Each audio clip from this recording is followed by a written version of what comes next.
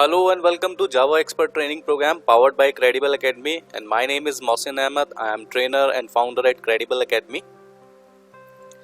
तो चलिए आज हम अपना फर्स्ट लेसन स्टार्ट करते हैं. ठीक है, this is our first lesson. और सबसे पहले हम देखते हैं बेसिकली व्हाट इज जावा. आपके माइंड में बहुत सारे क्वेश्चंस होंगे जावा को लेकर. ठीक है ना, आप अगर बिगनर हैं आपने बहुत कुछ सुना भी होगा जावा को लेकर. ठीक है ना, तो हम उसको ही एक्सप्लेन करते हैं. What is Java? Java is a programming language. ठीक है ना, and it is a object oriented programming language. ठीक है ना, जावा एक प्रोग्रामिंग लैंग्वेज है. और किस टाइप की लैंग्वेज है? ऑब्जेक्ट ओरिएंटेड प्रोग्रामिंग लैंग्वेज है. ठीक है ना, बहुत सारी लैंग्वेजेस होती हैं, जैसे स्ट्रक्चर्ड प्रोग्रामिंग लैंग्वेज होती है, अनस्ट्रक्चर्ड प्रोग्रामिंग लैंग्वेजेस होती हैं. ठीक है, जावा एक क्या है? ऑब्जेक्ट ओरिएंटेड प्रोग्रामिंग लैंग्वेजेस होती हैं जस्ट. ठीक है, मैं आगे चलकर आपको बहुत अच्छे से एक्सप्लेन कराऊंगा इन तीनों के बारे में. अनस्ट्रक्चर्ड कौन सी होती है, स्ट्रक्चर्ड कौन सी होती है, और ऑब्जेक्ट ओरिएंटेड कौन सी प्रोग्रामिंग लैंग्वेज होती है. ठीक है ना, तो Java is a programming language. Programming languages क्या होती हैं ये भी जानना बहुत इंपॉर्टेंट होता है. प्रोग्रामिंग लैंग्वेजेस में हम प्रोग्राम लिखते हैं. ठीक है ना, जो कि कंप्यूटर अंडरस्टैंडेबल होता है. कंप्यूटर जो कि हमारी भाषा नहीं समझता है, ह्यूमन लैंग्वेज नहीं समझता है, वो अपनी नॉर्मल जो अपनी लैंग्वेज होती है उसकी मशीन लैंग्वेज, वो सिर्फ उसको समझता है. तो अगर हमें कंप्यूटर से इंटरेक्ट करना था तो हमें कुछ ना कुछ एक कम्युनिकेशन ब्रिज उसके और हमारे बीच में बनाना था, जिससे कि हम कंप्यूटर से डायरेक्ट कम्युनिकेट कर पाए. किसके थ्रू? प्रोग्रामिंग लैंग्वेजेस के थ्रू. तो प्रोग्रामिंग लैंग्वेजेस को हम अपनी बात कहते हैं, यानी उसमें हम अपनी बात लिखते हैं जो हम कंप्यूटर से काम कराना चाहते हैं. और वो प्रोग्रामिंग लैंग्वेज, ठीक है, कंपाइल होकर, ठीक है, कंप्यूटर को वो पर्टिकुलर बात बताती है, वो वर्क बताती है जो हम कंप्यूटर से चाहते हैं. ठीक है ना, तो ये एक प्रोसेस होता है प्रोग्रामिंग लैंग्वेजेस का. ठीक है ना, प्रोग्रामिंग लैंग्वेजेस से डेस्कटॉप एप्लीकेशंस बनती है. ठीक है, आगे चलकर हम थोड़ा सा डिटेल में बात करेंगे. ठीक है, मुझे लगता है कि आपको ये नॉर्मल क्लियर हो गया है कि what is Java. Java is a programming language and it is a object oriented programming language. Object oriented programming languages वो होती हैं जिनमें सब कुछ काम जो है वो ऑब्जेक्ट्स के अंदर होता है. ठीक है, इसको भी हम डिटेल में डिस्कस करेंगे. It is owned by Oracle and more than 3 billion devices run Java. Ultimately इसका मतलब क्या है? जब जावा पहली बार बना था तो जब जावा को सन माइक्रो सिस्टम ने बनाया था. ठीक है, बाद में Oracle ने उसको ओवरटेक कर लिया. ठीक है ना, तो जावा भी Oracle के अंडर में आ गई है और मोर देन 3 मिलियन डिवाइसेस जो है जावा के ऊपर चलती है. ठीक है, इट इज यूज्ड फॉर. अब जावा कहाँ कहाँ पर यूज होती है, ठीक है ना, ये आपको समझना है. जैसे मोबाइल की एप्लीकेशंस जो हैं, मोस्ट ऑफ द मोबाइल की एप्लीकेशन जो है जावा में बनती है. आज की डेट में आपने देखा होगा बहुत सारी मोबाइल एप्लीकेशन, जैसे कि एंड्रॉयड है, ठीक है, उसमें बहुत सारी एप्लीकेशंस होती हैं. लेकिन उससे पहले बहुत से फोन्स ऐसे आते थे जिसमें सिर्फ और सिर्फ जावा इनेबल्ड जो है एप्लीकेशंस होती थी. और अगर मैं एंड्रॉयड की बात भी करूं, एंड्रॉयड भी है वो 90% बेस्ड है जावा के ऊपर. ठीक है ना, जितनी भी लाइब्रेरीज हैं, जितनी भी फंक्शनैलिटी है, इवन जो प्रोग्रामिंग के टैक्टिक्स भी हैं, जो तरीका भी है प्रोग्रामिंग को लिखने का, वो सब कुछ जावा में है. अगर आपको जावा आती है तो आप एंड्रॉयड के ऊपर बहुत इजीली मूव कर सकते हैं. डेस्कटॉप एप्लीकेशन, आप डेस्कटॉप एप्लीकेशन क्रिएट कर सकते हैं. डेटाबेस कनेक्शंस होते हैं, क्योंकि पूरी JDBC में आप देखेंगे एक ऐसे डेटाबेस से हम इंटरेक्ट करते हैं. और बहुत बहुत कुछ आप इसके अंदर बेसिकली बना सकते हैं. ठीक है ना, अब सबसे पहले हम ये देखते हैं कि हम इस ट्रेनिंग में क्या कुछ करने वाले हैं. ठीक है ना, तो सबसे पहले हम देखते हैं इंट्रोडक्शन टू जावा. जावा का इंट्रोडक्शन करेंगे, टोकन्स ऑफ जावा और कंडीशन एंड लूप्स पढ़ेंगे, एरे एंड स्ट्रिंग पढ़ेंगे, मेथड्स पढ़ेंगे और रिकर्जन पढ़ेंगे. ठीक है ना, कुछ कीवर्ड्स होते हैं जैसे दिस, सुपर एंड फाइनल, उन कीवर्ड्स को करेंगे. फिर उसके बाद आती है हमारी ऑब्जेक्ट ओरिएंटेड, जो बेसिकली ऑब्जेक्ट ओरिएंटेड के जो मॉड्यूल्स हैं, अब उनके ऊपर बात करते हैं. जैसे सबसे इम्पॉर्टेंट जो पार्ट है वो है क्लासेस एंड ऑब्जेक्ट्स, हम ये करेंगे. और उसके बाद constructor, polymorphism, inheritance, abstraction, interface, object class, exception handling, multi threading, एप्लेट्स, file handling, collection overview, collection framework होता है उसका overview, swings and AWT files, JDBC और डिजाइनिंग GUI एप्लीकेशंस. ठीक है ना, ये सारे टॉपिक अल्टीमेटली हम इसमें कवर करने वाले हैं. ये बेसिकली कैटेगरीज हैं, इनके अंदर और भी सब टॉपिक्स हैं जिनको हमें कवर करना है. चलिए, और एक प्रोजेक्ट के ऊपर वर्क करेंगे अल्टीमेटली. ठीक है ना, एक प्रोजेक्ट हम आपसे बनवाएंगे, ठीक है ना। थोड़ा आपको पहले हम अल्टीमेटली उस लेवल तक पहुंचा देते हैं जहां तक आप प्रोग्रामिंग लिखने के लिए कैपेबल हो जाएं, फिर उसके बाद हम एक प्रोजेक्ट के ऊपर काम करना स्टार्ट करेंगे, ठीक है ना। अब बात करते हैं हिस्ट्री ऑफ जावा की, ठीक है। Java was developed by James Gosling who is known as the father of Java in 1995। Basically 1990s में ही जावा स्टार्ट हो गया था, ऑफिशियली उसको जो रिकॉग्निशन मिला है वो 1995 में है। जावा को बनाने वाले जो हैं वो जेम्स गॉसलिन है। सन माइक्रो सिस्टम कंपनी का नाम था। वहाँ पर उन्होंने सन सेटअप बॉक्स के लिए एक एम्बेडेड जो है प्रोग्राम लिखा या फिर एक एम्बेडेड सिस्टम बनाया, और उस सेटअप बॉक्स के लिए वो जो लैंग्वेज उन्होंने बनाई, वो जो प्रोग्राम बनाया वो बहुत ही एडवांस था, ठीक है ना। बाद में वो जाकर एक कंप्लीट प्रोग्रामिंग लैंग्वेज बन गई, ठीक है ना। और उस लैंग्वेज का जो नाम था वो था ग्रीन टॉक, और उसका एक्सटेंशन भी क्या था, वो .gt था, ठीक है ना। और ये पूरी टीम जो जेम्स गॉसलिन के साथ लोग थे, 4 लोग और भी थे, तो उसको ग्रीन टीम बोलते थे। तो इसी वजह से उस प्रोग्रामिंग लैंग्वेज का नाम जो पहले पड़ा वो ग्रीन टॉक हुआ। उसके बाद ये देखते हैं कि क्यों जावा का नाम ओक रखा गया। बेसिकली सजेशंस बहुत सारे थे, तो ओक जो है वो बहुत सारे मतलब कंट्रीज का ट्री भी है, नेशनल ट्री है, तो इस वजह से उसका नाम ओक रखा गया। बाद में ओक टेक्नोलॉजीज जो है वो एक रजिस्टर्ड फर्म निकल कर आई, तो इस वजह से वो नाम हटा दिया गया। फिर उसके बाद में देखते हैं क्यों जावा का नाम एक्चुअली जावा पड़ा, ठीक है ना। जावा बेसिकली जब ओक का नाम हटा दिया गया तो अब हमें कोई ना कोई नाम चाहिए था, ठीक है ना, कोई ऐसा नाम जो कि रिलेट कर पाए, ठीक है ना, जो कि यूनिक भी हो। तो अल्टीमेटली क्या था, जेम्स गॉसलिन ने एक नेम सजेस्ट किया, जावा। कॉफ़ी पीते हुए उनके दिमाग में ये बात आई, क्योंकि कॉफ़ी को जो फर्स्ट इंट्रोड्यूस किया गया है वो सबसे पहले जो हुआ था वो एक आइलैंड था इंडोनेशिया में जिसका नाम था जावा, ठीक है ना। तो वहीं से उन्होंने उस बात को लिया और यहाँ पर इस प्रोग्रामिंग लैंग्वेज का नाम जावा रखा गया। Before we start learning Java, let's get familiar with the common Java terms जैसे JDK, JRE एंड JVM, ठीक है। मोस्ट ऑफ द केसेस में क्या होता है, इन तीनों टर्म के ऊपर बहुत सारे क्वेश्चंस आते हैं, ठीक है ना। बेसिकली जो फाउंडेशन है वो यहीं पर है, जावा कैसे काम करता है, ठीक है ना। इंटरनल जो उसकी फंक्शनैलिटी होती है वो कैसे चलती है, वो इन सब चीज़ों पे देखते हैं। तो सबसे पहली इंपॉर्टेंट चीज़ है JDK। JDK stands for Java development kit, ठीक है ना। JRE stands for Java run time environment, JVM stands for Java virtual machine, ठीक है। तो देखते हैं main features of Java. Java is a platform independent language. Platform independent language क्या होते हैं? Unlike other programming languages such as C and C++, etc., which are compiled into a platform specific machine, Java is guaranteed to be write once, run anywhere.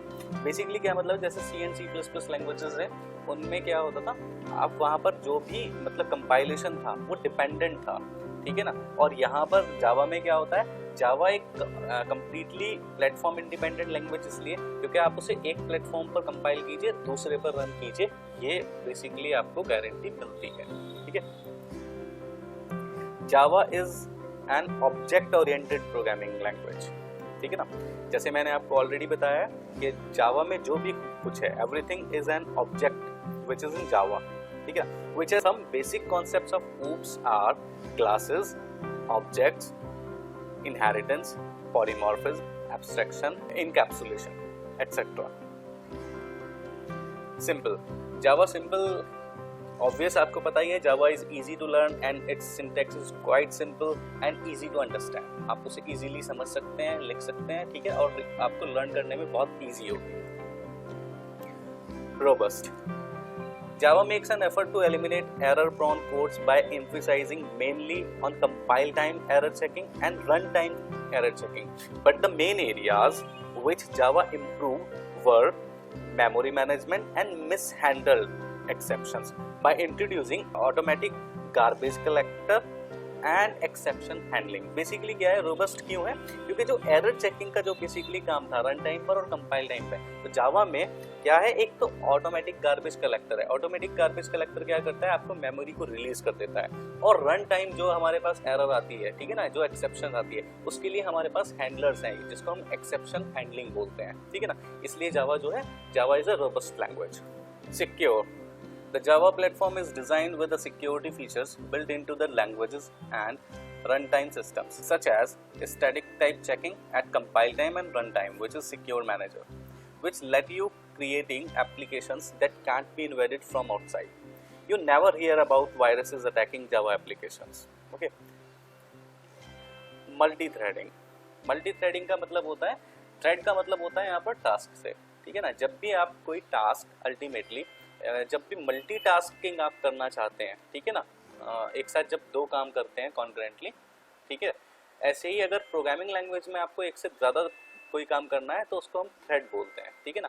तो एक से ज़्यादा करना है तो मल्टी थ्रेडिंग, ठीक है ना। The Java platform is designed with the multi threading capabilities built into the language. That means you can build application with many concurrent threads of activity, resulting in highly interactive and responsive application. That's mean you can build application with many concurrent threads of activities, resulting in highly interactive and responsive applications. ठीक है। Last आते हैं portable पे। Java is portable because it facilitates you to carry the Java bytecode to any other platform. It doesn't require any implementations. ठीक है ना। Portable वही हमने जो देखा है, जावा प्लेटफॉर्म इंडिपेंडेंट लैंग्वेज है, एक प्लेटफॉर्म पर आप उसका कोड लिखते हैं, दूसरे प्लेटफॉर्म पर आप उसको कैरी करके लेकर जा सकते हैं। दैट्स इट, ठीक है। चलिए अभी देखते हैं differences among JDK, JRE and JVM के ऊपर बात करते हैं। The Java development kit is a software development environment used for developing Java application. अगर आपको Java के प्रोग्राम्स लिखने हैं तो आपको क्या चाहिए होगा, आपको JDK चाहिए होगा, ठीक है ना। और अगर आपको सिर्फ Java के प्रोग्राम रन करने हैं तो आपको क्या चाहिए, JRE. JRE stands for Java Runtime Environment and may also be written as JRTE, Java RTE. The Java Runtime Environment provides the minimum requirement for executing a Java application. क्या है मतलब, अगर आपको सिर्फ रन करना है प्रोग्राम, ठीक है ना, बनाया किसी और ने है प्रोग्राम, आपको सिर्फ और सिर्फ उसको रन करना है, ठीक है ना, तो आपको सिर्फ JRE की रिक्वायरमेंट होगी, ठीक है ना। अब यहाँ पर है JDK is equals to JRE plus development. JDK क्या है, JDK के अंदर रन टाइम भी आता है, ठीक है ना, रन टाइम इन्वायरमेंट भी आता है और डेवलपमेंट किट भी आती है, ठीक है। JRE में क्या मिलता है आपको, JRE में JVM होता है। JVM stands for Java virtual machine plus library classes.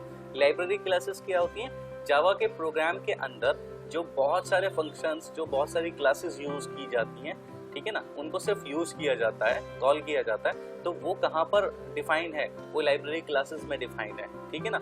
Virtual machine का क्या काम होता है वो हम देखेंगे अभी आगे। बाइट कोड, ठीक है ना, बाइट कोड आपने कई बार सुना होगा, ठीक है। बाइट कोड को यहाँ पर थोड़ा सा एक्सप्लेन करते हैं। जावा सी यानी compiler of JDK compiles the Java source code into bytecode so that it can be executed by JVM.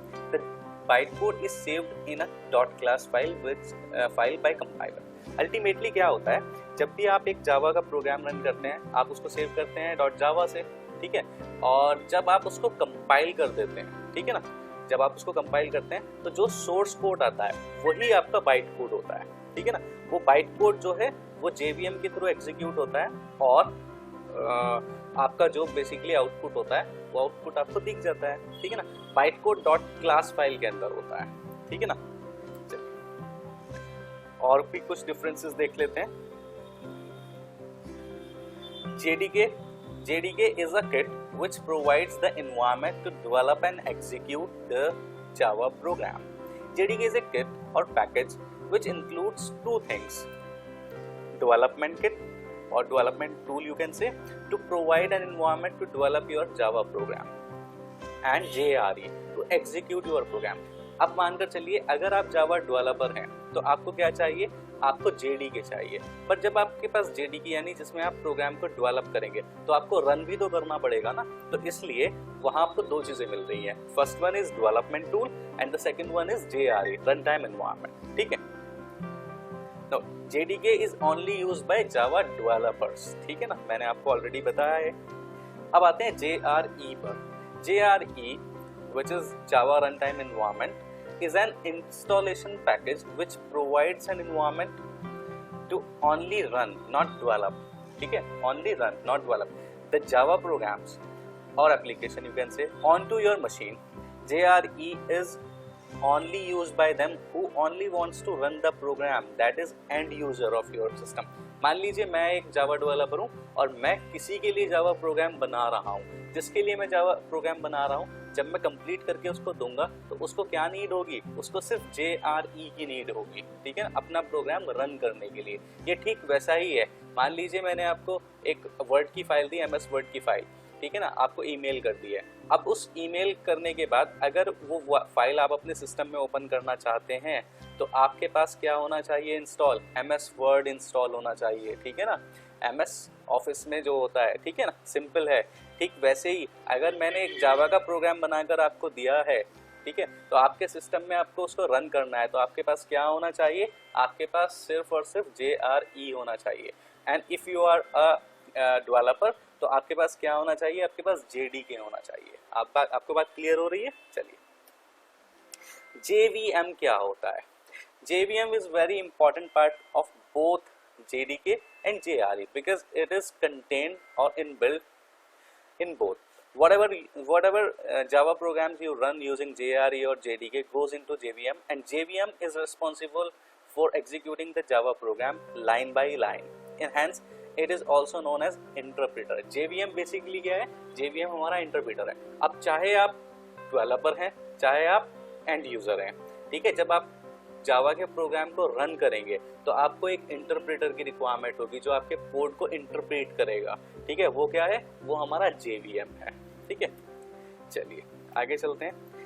हमारे पास है जावा रन टाइम एनवायरनमेंट। ठीक है ना, ये जावा रन टाइम एनवायरनमेंट है। इसके अंदर क्या है? जावा वर्चुअल मशीन, जो कि मैंने आपको बताया है, प्लस इसके अंदर क्या है? Library files. लाइब्रेरी फाइल्स मैंने बताई हैं, वो फाइल्स जिनको हम अपने प्रोग्राम में यूज करते हैं, जिनको कॉल करते हैं, वो कहाँ पर लिखी रहती हैं? वो लाइब्रेरी फाइल्स के अंदर लिखी रहती हैं। ठीक है ना, अब आते हैं हम जावा डेवलपमेंट किट में। जावा डेवलपमेंट किट में क्या होता है? Java run time plus development kit. ठीक है ना, ये पूरा एक जो है हमारा जावा डेवलपमेंट किट सब कहलाता है। Why Java is platform independent? ठीक है ना, first we will understand what is platform independency. When we write a program or code on one operating system or platform and execute on another operating system like Linux or Unix, we will get the same result. When we execute a program, there is no effect in output. Ultimately, जब हम अपना program run करते हैं, यानी हमने एक programme किया है, कोड किया है किसी एक पर्टिकुलर ऑपरेटिंग सिस्टम के ऊपर, विच इज विंडोज। ठीक है ना, जब उस प्रोग्राम को जो हमने अभी रन किया है, उस प्रोग्राम को उठाकर हम किसी दूसरे प्लेटफॉर्म पर ले जाकर उसको रन करेंगे, विच इज लाइनक्स हो सकता है, मैकिन्टोश हो सकता है, यूनिक्स हो सकता है, और हमें वो सेम रिजल्ट देगा, तो इसको बोलते हैं हम प्लेटफॉर्म इंडिपेंडेंसी। ठीक है ना, चलिए, how Java is platform independent? Just because of byte code. Java कैसे है? बाइट कोड की वजह से है। That is byte code is a machine understandable code of the JVM। Java virtual machine के लिए क्या है?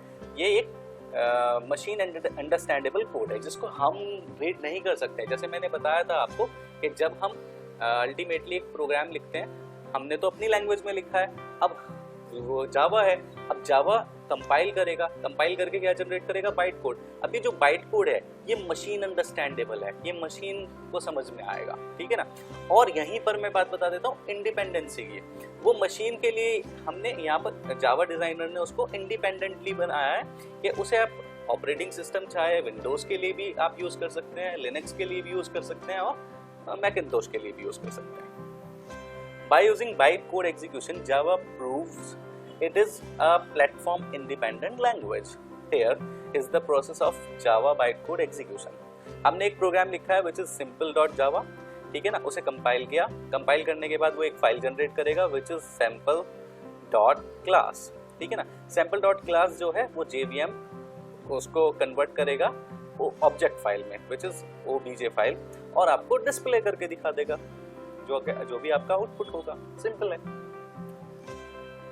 First source code is used by Java compiler and converted that code in .class file, and the class file code is in bytecode form, and that class file is used by JVM and again to convert into object file, and then after display final output on this screen, ठीक है ना। That's simple सा मैंने आपको समझा दिया है। सबसे पहले वो सिंपल क्लास फाइल में कन्वर्ट करता है, तो class file dot OBJ file में कन्वर्ट करता है और आपका आउटपुट आपके सामने आ जाता है स्क्रीन के ऊपर।